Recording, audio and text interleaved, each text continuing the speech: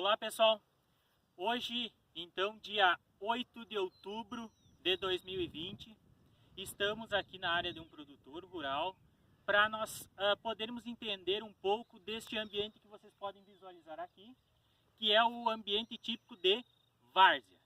O que seria as características de uma várzea, cultivos de várzea? Cultivos nessas áreas de várzea normalmente é arroz irrigado ou também podem ser utilizados no verão, certo? Cultivo de verão, o arroz irrigado, ou a soja, que entra em rotação de culturas que nós vamos ver também um pouquinho em etapa posterior, as rotações. E normalmente no inverno nós temos plantas de cobertura. Aqui nós temos já dessecado, dessecação seria nós aplicarmos um herbicida de ação total para a eliminação dessas plantas daninhas.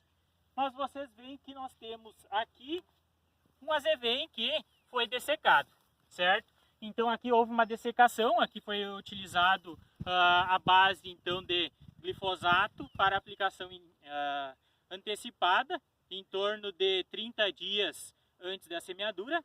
Esta é uma área que utiliza o sistema de integração lavoura-pecuária, então utiliza o azevém para pastoreio do gado no inverno. E nessa etapa agora de verão, aí sim, agora em outubro, nós já vamos falar de zoneamento de semeadura de arroz irrigado, mas agora está numa época de início da semeadura do arroz. Então, eu falei tipo de cultivo, mas por que nós utilizamos arroz e eu falei que a soja é mais em rotação? Porque a soja já tem um pouco mais de dificuldade em ambientes muito úmidos.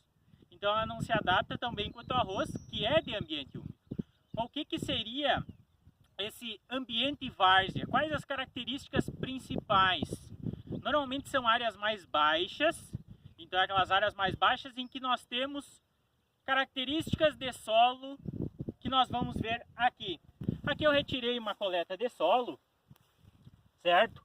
Em que aqui vocês podem ver que eu até coloquei a trena, esse solo está até uns 40 centímetros de profundidade, certo? E qual é a característica deste solo?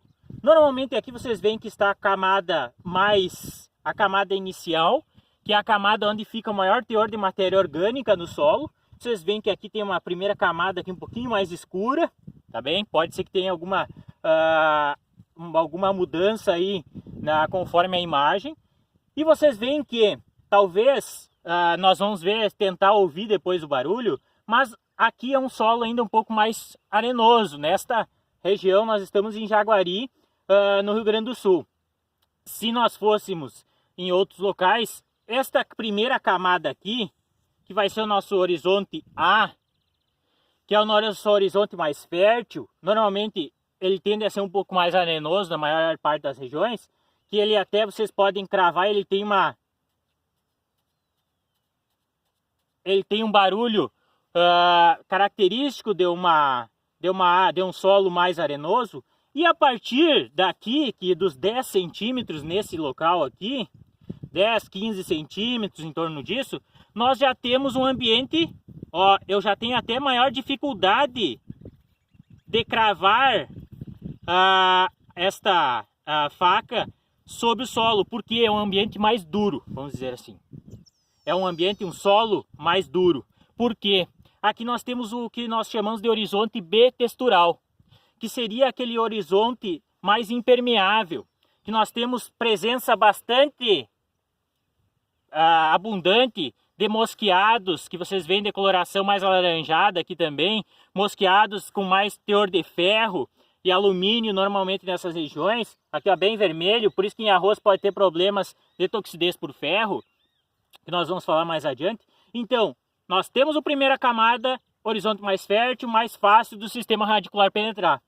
Aqui, nessa segunda camada, no horizonte B textural, que é um horizonte mais compactado, vamos dizer assim, ok? Mais denso, com maior densidade, nós temos esse horizonte B textural impermeável. E o que isso influencia nos nossos cultivos? Influencia que este ambiente aqui não permite que a água infiltre facilmente por esse horizonte. Então a água infiltra facilmente até aqui os 10, 15 centímetros e posteriormente aqui ela tem dificuldade. E por isso nós temos o que nós chamamos de baixa capacidade de infiltração ou baixa capacidade hidráulica de infiltração dessa água. Baixa condutividade hidráulica que se chama. Isso permite que o quê? Nós tenhamos a formação de uma lâmina de água. Então, neste ambiente aí, como nós vimos, pessoal, nós temos o quê? No arroz nós precisamos, ele tem uma necessidade muito grande de água.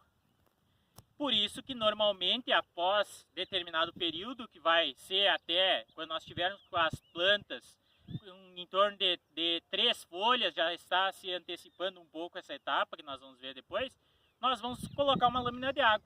Então facilmente essa água que vai estar ali, ela não vai percolar para horizontes mais profundos.